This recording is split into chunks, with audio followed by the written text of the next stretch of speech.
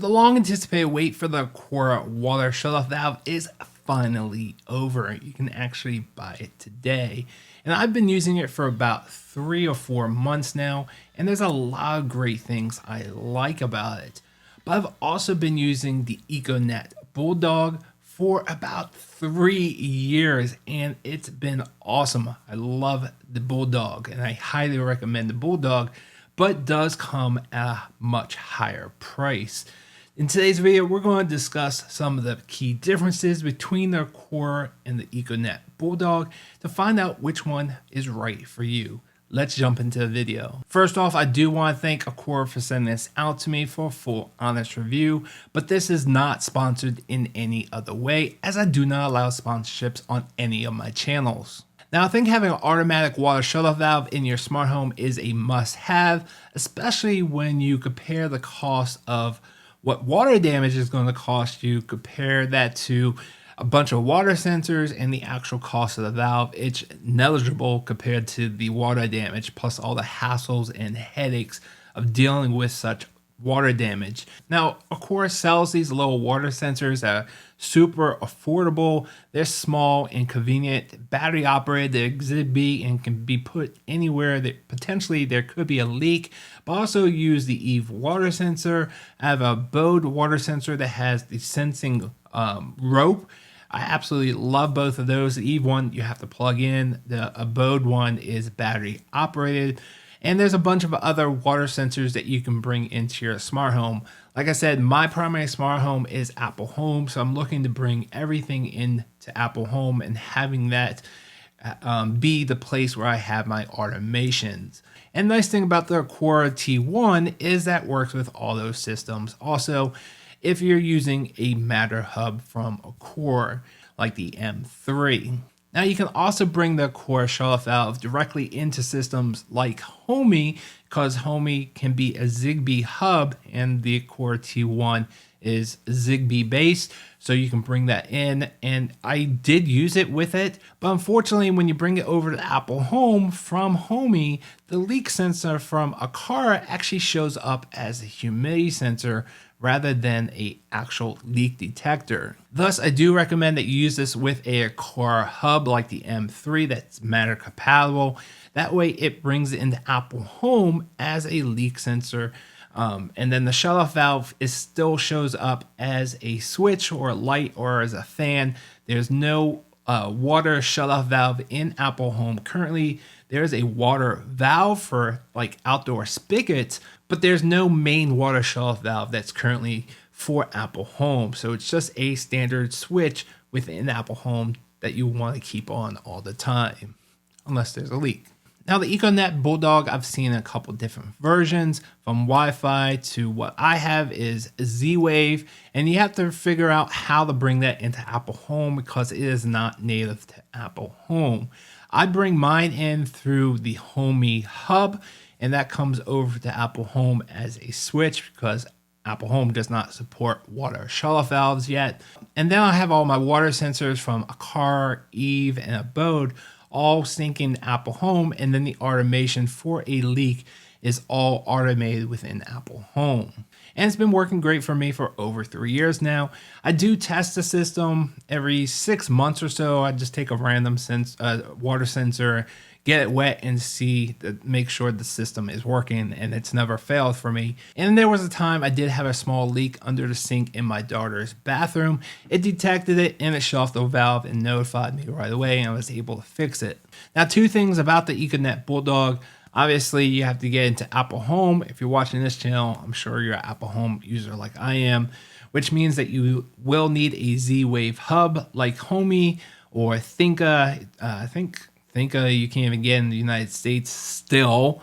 I stopped using Thinka, and Homey's been awesome. Absolutely love Homey, but it is quite expensive. The Wi-Fi version, I don't know of any way of bringing that into Apple Home, but there might be something out there.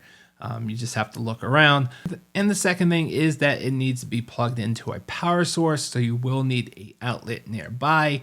In my setup, it really wasn't that difficult, but I'm sure people don't always have outlets right near their water shutoff valves. But if you didn't, then their Core T1 might be an option for you because it's battery operated. And they mentioned it can last about 2 years.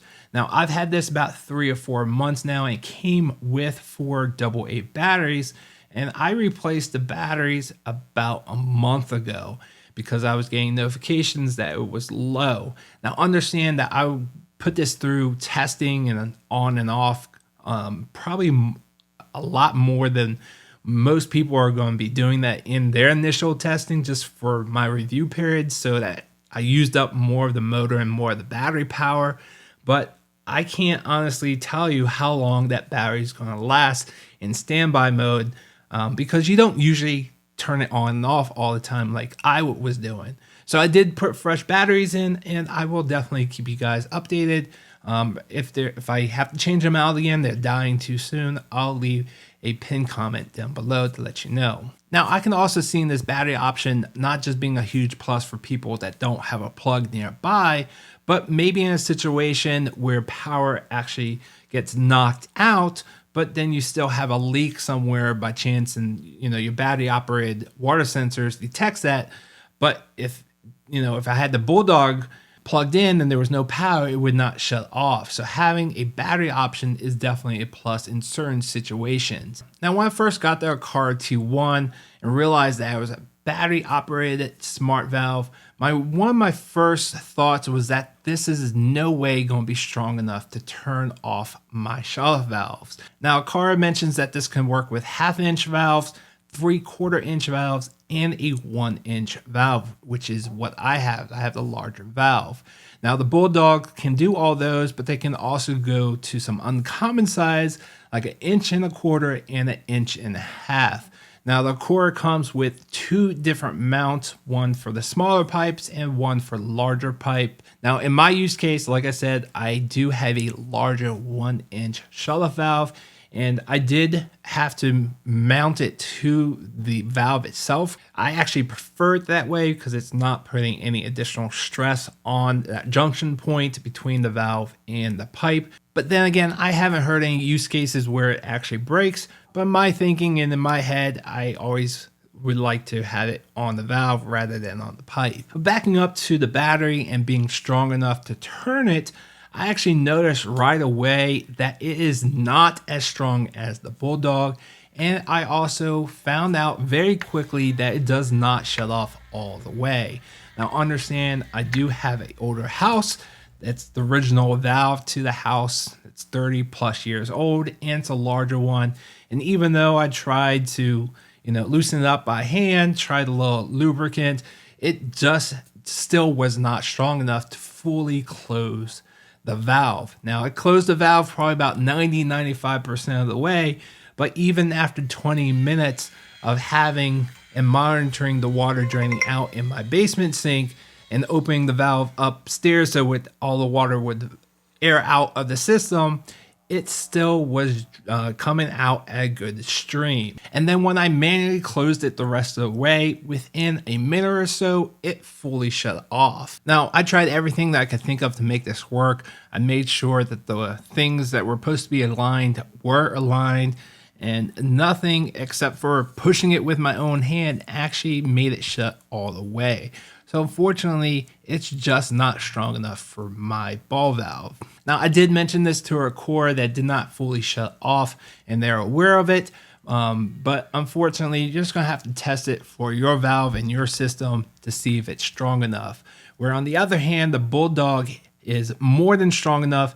It is a slower valve to shut because it has so much torque, but it shuts 100%. And it's super reliable.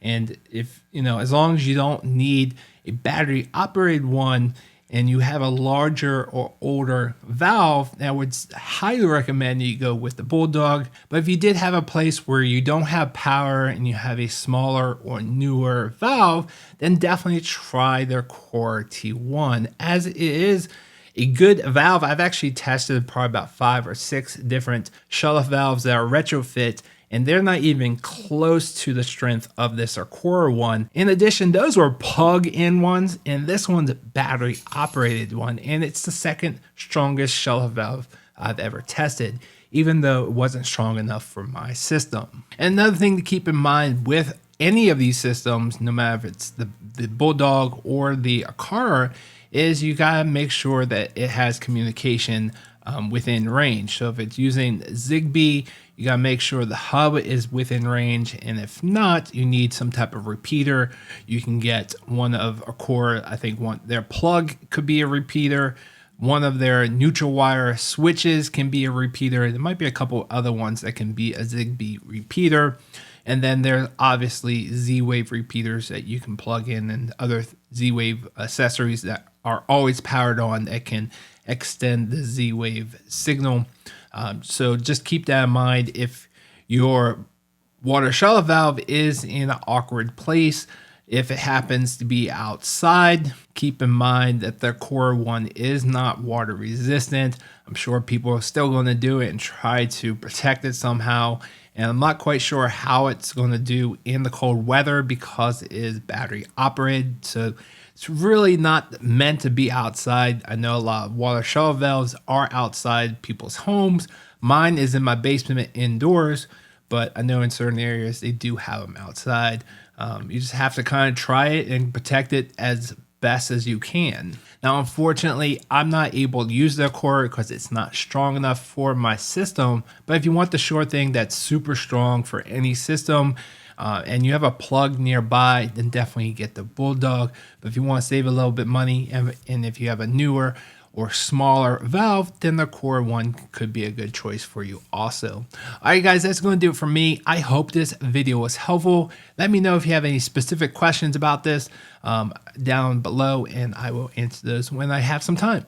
Thanks for watching, guys. See you guys on the next one.